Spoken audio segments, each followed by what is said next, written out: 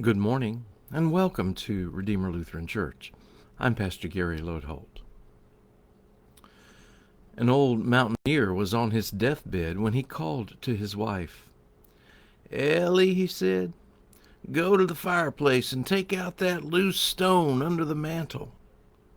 She did as she was instructed, and behind the stone she found a shoebox full of cash. "That's all the money I've saved through the years," he said. "And when I'm gone, I'm going to take it with me. I want you to go take that there box up to the attic and set it by the window. I'll get it as I go by on my way to heaven." Dutifully, the wife followed his instructions, and that night the old mountaineer died. Several days after the funeral, the wife remembered the shoebox. She climbed up into the attic, and there it was by the window just as she had left it, still full of money. "Oh, dear," she said. "I knew I should have put it in the basement instead." One thing that children learn fairly early on is about heaven and hell. So it's no surprise that their letters to God sometimes deal with that topic. All week long we have been looking at letters children have written to God and how their open, honest, trusting viewpoints and understandings bring us both laughter and insight. Today, the letters we will consider deal with heaven and hell.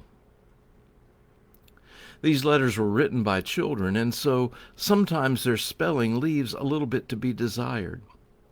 While I have fixed most of the letters that we have used this week, I needed to leave this one as it was. Dom, age 10, wrote, "Dear God, you don't have to spell real good to get into heaven, do you? My teacher told us that when we meet St. Peter, we have to spell a word like exaggerate. If you get it right, you go to heaven. If you're wrong, you go downstairs. I don't mean to the principal's office." Well, Dom, no, you don't have to spell a word. In fact, there's nothing at all you can do to get into heaven. I have had opportunity to tell my weekly Bible study class that we think about it all wrong. We talk about trying to get into heaven or being a good person so that we get to heaven. Folks, I say, heaven is already yours. Jesus died to give it to you.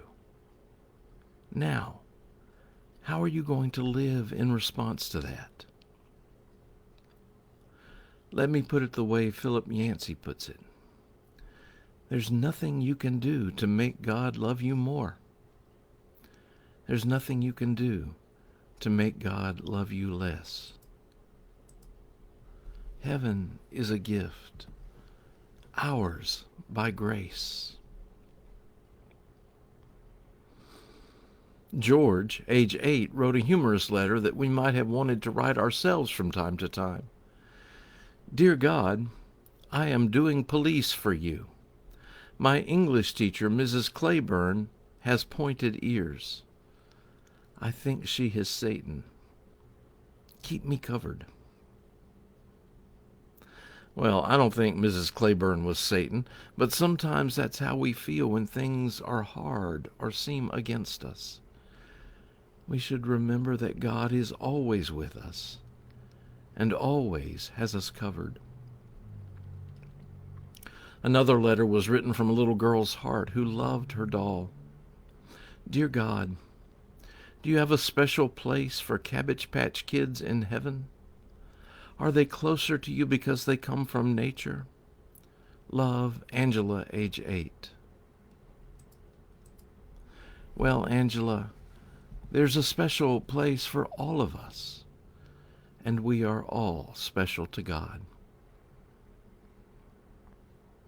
Finally, let me close with one more letter that can stand on its own. It comes from a 12-year-old boy. "Dear God, I read that home is where God, that's you, is. What does that mean, I wonder? Do I have to be in our living room to be with you? Are you everywhere? I'm not sure.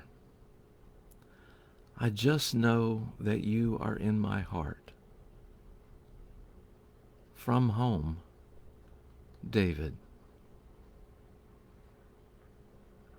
Thanks for watching, and remember to let this day belong to God.